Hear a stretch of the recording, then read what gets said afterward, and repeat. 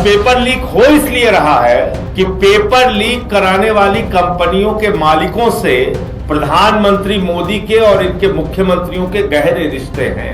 उसको विस्तार से आपको बताऊंगा। अभी जो ताजा मामला आया है, ये मामला है गुजरात आयुर्वेदिक विश्वविद्यालय का मामला, जहां पर आयुर्वेदिक विश्वविद्यालयों में परीक्षाएं चल रही हैं और वहां थर्ड ईयर में शैल्य तंत्र 1 का पेपर जो है वो लीक हो गया। सभी पत्रकार बंधुओं को नमस्कार। भारतीय जनता पार्टी और प्रधानमंत्री नरेंद्र मोदी ये पेपर लीकिया सरकारें बन चुकी हैं। पूरे देश में जहां जहां पर भारतीय जनता पार्टी है वहां पर पेपर लीक है, और पेपर लीक हो इसलिए रहा है कि पेपर लीक कराने वाली कंपनियों के मालिकों से प्रधानमंत्री मोदी के और इनके मुख्यमंत्रियों के गहरे रिश्ते हैं। उसको विस्तार से आपको बताऊंगा। अभी जो ताजा मामला आया है, यह मामला है गुजरात आयुर्वेदिक विश्वविद्यालय का मामला, जहां पर आयुर्वेदिक विश्वविद्यालयों में परीक्षाएं चल रही हैं और वहां थर्ड ईयर में शैल्य तंत्र 1 का पेपर जो है वो लीक हो गया। हजारों बच्चे गुजरात के आयुर्वेदिक विश्वविद्यालय में पढ़ते हैं, थर्ड ईयर का एग्जाम का पेपर लीक हो गया पूरे गुजरात के अंदर। विश्वविद्यालय के जितने कॉलेज हैं सारी जगहों पे पेपर लीक हो गया। और तो 2 अगस्त तक परीक्षाएं चलेंगी। अब तक कितने और पेपर लीक होंगे कहना मुश्किल है। अब जब मैं कह रहा हूं कि गुजरात के अंदर पेपर लीकिया सरकार चल रही है, वहां पेपर लीक का एक लंबा इतिहास है, तो उसका मैं कुछ उदाहरण आपको देना चाहता हूं, कैसे वहां के लाखों बच्चों का भविष्य गुजरात की भारतीय जनता पार्टी की सरकार ने बर्बाद किया है। 2014 में, पिछले 10 सालों का मैं पढ़ रहा हूं, 2014 में एक पेपर लीक हुआ, रेवेन्यू तलाटी का पेपर लीक हुआ। 2016-17 में फिर एक बार तलाटी की परीक्षा का पेपर लीक हुआ।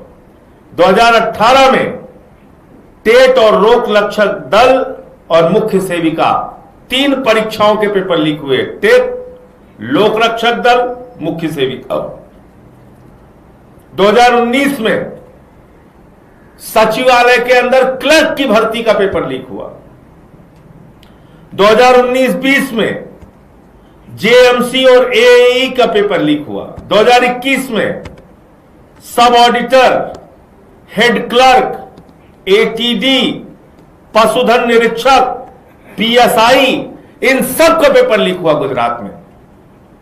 यह 2021 में हुआ। 2022 में वन रक्षक का पेपर लीक हुआ।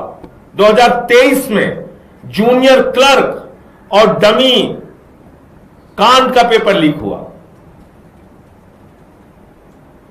और 2024 में ऊर्जा कांड का पेपर लीक हुआ। यह इनका इतिहास है पेपर लीक का। तो मैं आपके माध्यम से भारतीय जनता पार्टी और नरेंद्र मोदी जी से पूछना चाहता हूं, एक संस्था है एडू टेस्ट। एडू टेस्ट के जो मालिक हैं सुरेश चंद्र आर्या जी, उनके भारतीय जनता पार्टी और आरएसएस के लोगों के साथ गहरे रिश्ते हैं। और वो एडू टेस्ट नाम की जो कंपनी है, वो परीक्षाओं के पेपर लीक कराती है। सिर्फ एक राज्य में नहीं, हर राज्य के अंदर परीक्षाओं के पेपर लीक कराती है। तो जब पेपर लीक कराने की घटना में वो लोग पकड़े गए, तो गुजरात में उनको ब्लैक लिस्टेड कर दिया गया। ध्यान से सुनिएगा, मोदी जी की करीबी कंपनी है एडू टेस्ट कंपनी। बीजेपी के मुख्यमंत्रियों की करीबी कंपनी है एडुटेस्ट कंपनी। तो वहां उसको ब्लैकलिस्टेड कर दिया गया गुजरात के अंदर।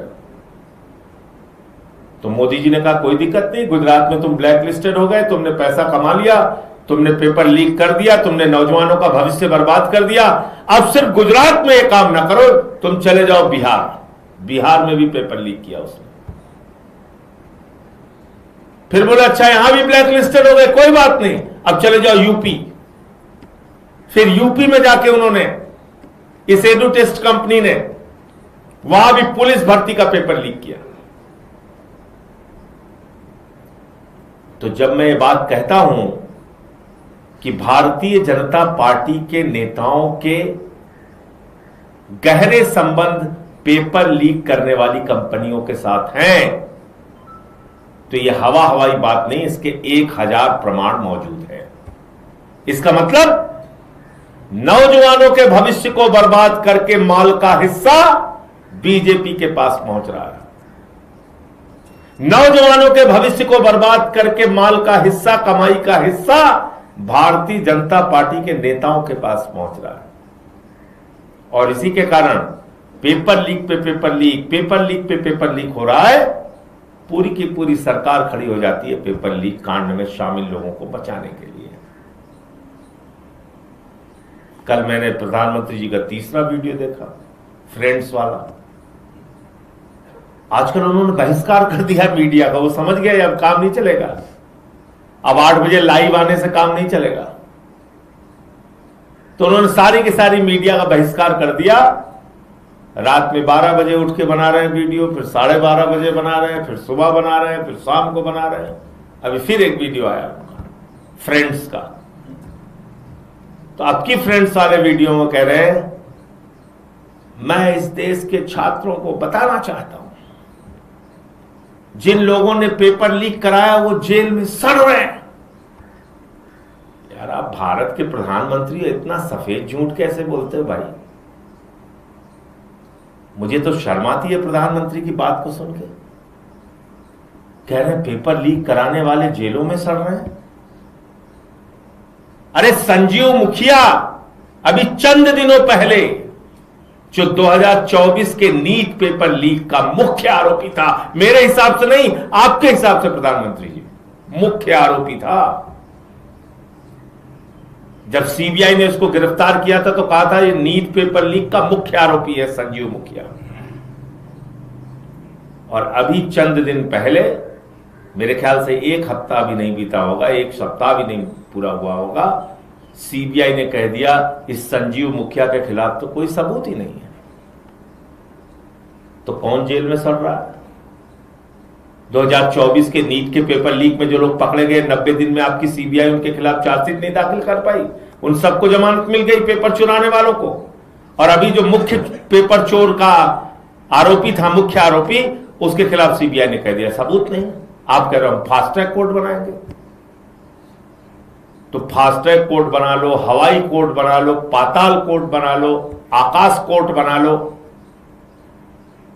भैया कोर्ट के सामने साक्ष्य दोगे तभी तो कोर्ट सजा देगी।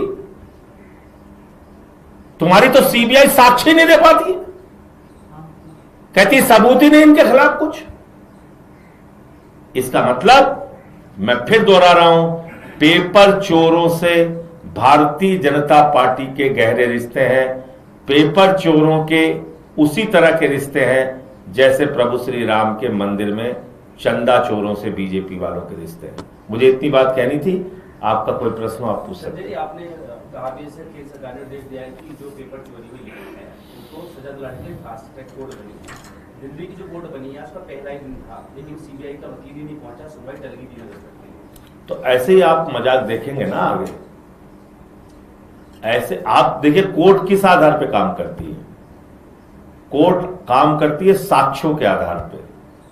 उस साक्ष्य के आधार पे वकीलों की दलीलें होती हैं, बहस होती है, उसके बाद कोर्ट का फैसला आता है। साक्ष्य लाने की जिम्मेदारी किसकी है? प्रधानमंत्री नरेंद्र मोदी की है, क्योंकि उनके अधीन सीबीआई आती है। तो जब मोदी जी की सीबीआई कोर्ट के सामने जाके कह देगी कि साहब इनके खिलाफ कोई सबूत ही नहीं है, तो पेपर चोर है ही नहीं, तो छूट जाएंगे, बरी हो जाएंगे।